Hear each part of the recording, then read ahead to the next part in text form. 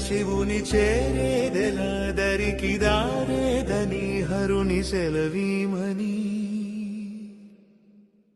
నీదే కదా తనువు నీవే కదా అణువు నాదేది నీ దరికి నన్ను చేరని నా శ్వాస నీకు నా నీరాజనముగను నా స్వరము నీకు నా అభిషేకముగను ఈ తనువు నీకు నా నైవేద్యముగను నా కర్మలే నీకు పరిచర్యలుగను